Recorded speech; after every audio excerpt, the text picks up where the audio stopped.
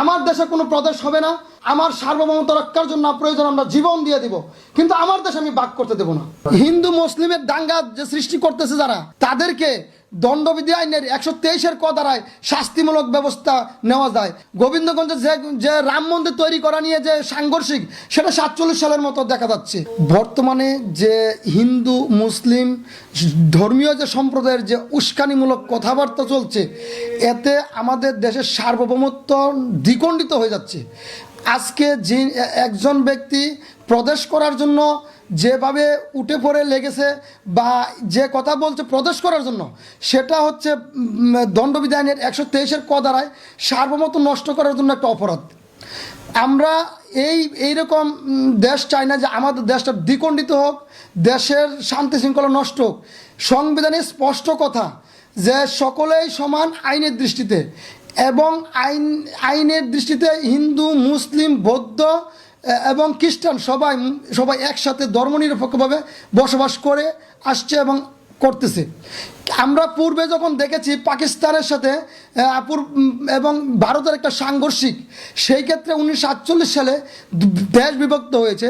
বিভক্ত হওয়ার ফলে হিন্দুরা ভারতে চলে যাচ্ছে আর মুসলিমরা পাকিস্তান চলে আসছে। এতে কি হইলো একটা সাম্প্রদায়িক যে গণ্ডগোল, সাম্প্রদায়িক ধর্মীয় যে গণ্ডগোল, সেটা উস্কানিমূলকভাবে বৃদ্ধি পেয়েছিল। আজকে সেই 47 সালের দিকে আজকে বর্তমানে সেই একই রূপ নিচ্ছে। হিন্দু মুসলিমের দাঙ্গা যে সৃষ্টি করতেছে যারা, তাদেরকে দণ্ডবিধি আইনের 123-এর ক দ্বারায় শাস্তিমূলক ব্যবস্থা নেওয়া যায়। কেন? বাংলাদেশের সার্বভৌমত্ব রক্ষা করার জন্য এই আইনের তাদের বিচার হওয়া উচিত। আমি মনে করি বাংলাদেশের প্রত্যেক ব্যক্তিকে সার্বভৌমত্ব রক্ষা করা, নিজের দেশের দেশপ্রেম এবং ভালোবাসা এবং সকল শ্রেণী এবং ধর্মীয় মানুষকে মূল্যায়ন করা আমাদের প্রথম এবং প্রাথমিকভাবে এটাই আমাদের কাজ। সংবিধানও তাই বলেছে।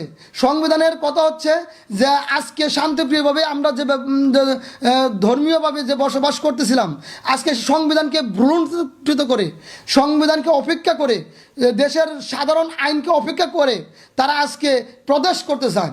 আজকে যারা এই প্রদেশের পক্ষে, যারা এই হিন্দুস্তানের পক্ষে, যারা দেশের মানুষের বিপক্ষে এবং সাধারণ মানুষের কল্যাণে কাজ করে না, দেশকে ভ্রূণান্তরিত করতে চায়, তারা অচিরেই দেশকে নষ্ট করবে।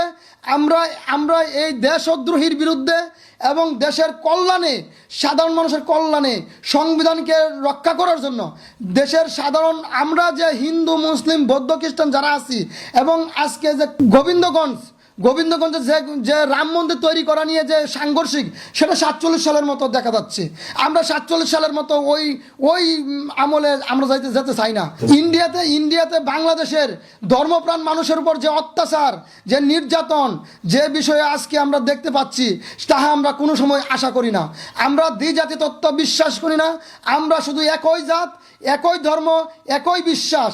এমনকি আমরা হিন্দু মুসলিম ভাই এবং সকলের সাথে আগের মতো থাকতে চাই। এখন যে ওই ধর্মীয় নিয়ে যে সংঘর্ষিক, সেটাকে যারা করবে তাদেরকে আইনের আওতায় নিয়ে এসে দেশের তরে রাষ্ট্রের জন্য এবং আইনকে সুশৃঙ্খলভাবে প্রয়োগের জন্য আমি মনে করি তাদের বিরুদ্ধে বাংলাদেশ দণ্ডবিধি আইনের 123-এর ক ধারা মোতাবেক শাস্তি দেওয়ার আবশ্যকীয়। আমি একজন সরকারি আইনজীবী হিসেবে, স্টেট ডিফেন্স হিসেবে রাষ্ট্রকে স্টেটের পক্ষে রক্ষা করার জন্য আমার দেশ আমি ভাগ করতে দেব না। আমার দেশে কোনো প্রদেশ হবে না। আমার দেশে একটাই, সেই দেশে হিন্দু মুসলিম বৌদ্ধ খ্রিস্টান সবাই একত্রভাবে আমরা ঘোষণা করব, আমার দেশ আমার সার্বভৌমত্ব রক্ষার জন্য প্রয়োজন আমরা জীবন দিয়ে দিব, কিন্তু আমার দেশ আমি ভাগ করতে দেব।